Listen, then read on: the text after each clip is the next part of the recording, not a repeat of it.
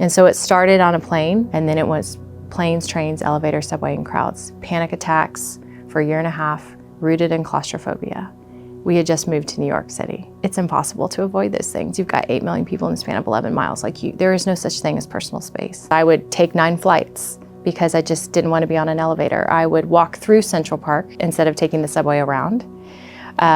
I wouldn't go very far outside of my home. And then I started feeling shallow breathing and like a smothering effect, even on a playground when my kids were playing. This just continued for about a year and a half, and I met these 4 girls every Tuesday. We called it a Bible study, but it was definitely a support group with some scripture thrown in. Like, why are we gonna stay here? What are we doing? We're surviving. And I remember them asking me, how's the panic? And I'm like, it's fine. I didn't want to talk about it. I was no longer the strong-willed, charge hell with a water pistol. I just had become very small.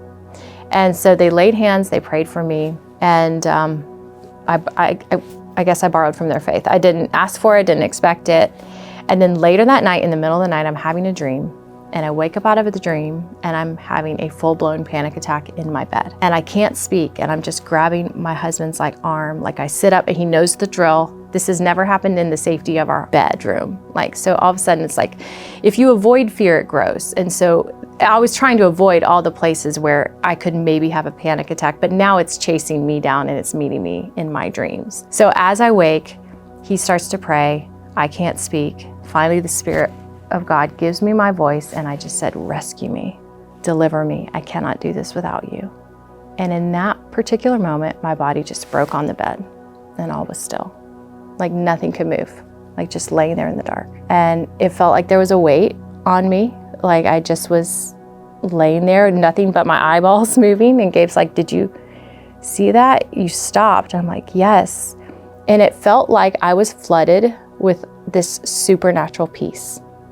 And all was still. And it was the first time I didn't have to run from the room for it to stop. It was just done. And looking back now, I wouldn't have called it healing. I wouldn't have known words like the weight of God's glory, his kindness. I grew up in the church, but I just didn't know the rescue of God. And it wasn't until the next day I walk out of my apartment, and it felt a little like we're going rogue here. I don't know. What was that, And I just walked into the city, and the city that I experienced from that day forward was like living color. I started to, instead of being when you're sick, you only look inward and you focus on yourself. But when a healing journey begins, you look up and you look out and you begin to see everyone else. And from that day forward, I started seeing men and women in my city just like me, gripped in fear, 1 in 4 struggling with anxiety or depression. I would ride subways, I would walk through Central Park, I would watch their faces. I was like, this was me. And I just started meeting with girls over coffee at our church, having conversations, them talking about their anxiety or their depression. My life verse had always been 2 Timothy 1:7. Hey, Rebekah, I don't give you a spirit of fear. I give you power and love and a sound mind. And God bless that phrase, sound mind, because I grew up with the King James Version, and I was like, I feel like crazy brain, or I used to, but you are promising me you give me a sound mind. So show me how to live that, how to watch that, how to engage that. And then God in his hilarity starts putting me on a plane every week to talk about the rescue of God. We're at my first panic attack. And I would just get on the plane and I would just read his word and listen to worship. And it's wild how this old place of panic now became a sanctuary in the sky. To be honest, Rebekah, it's hitting really close to home for me. I have, I get panic stuff on planes. And it's been getting worse. And I'm getting them at night now. It's getting to the point where I dread going to bed sometimes. And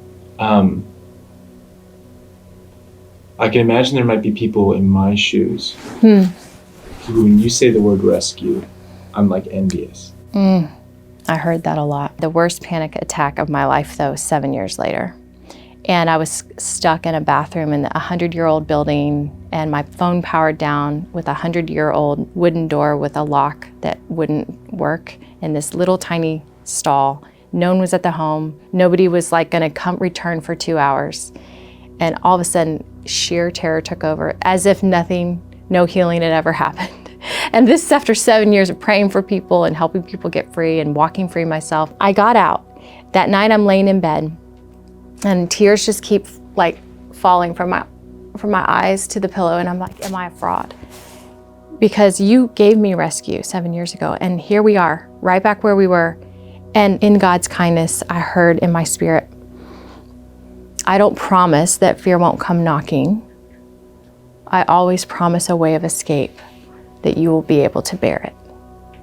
And that became my new relationship with panic. Do I never have any temptation to panic? No, I have it. There are moments that I'm in the back of a plane, positioned exactly like I was for the very first attack, right when I feel the terror coming on. So for me, a panic attack was spiritual. It was rooted in fear. It was terror.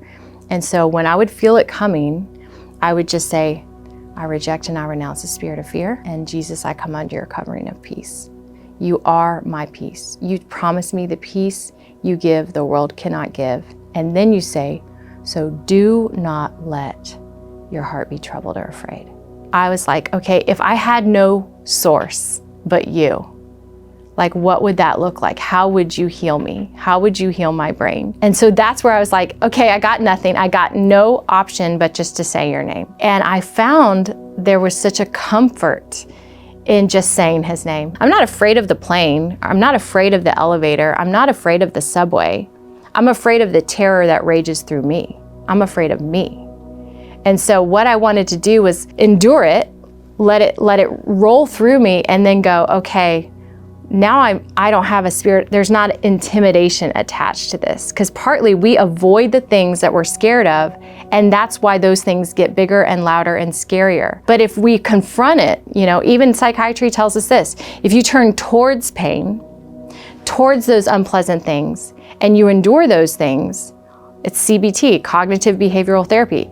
All of a sudden, those things don't have as much of a pull on your brain. They don't terrorize you anymore. There's not intimidation attached to it. You have confronted the thing that used to take you out, and you endured. You stood firm, you stood strong, and all of a sudden, you're now not bullied by it. I think fear is a bully.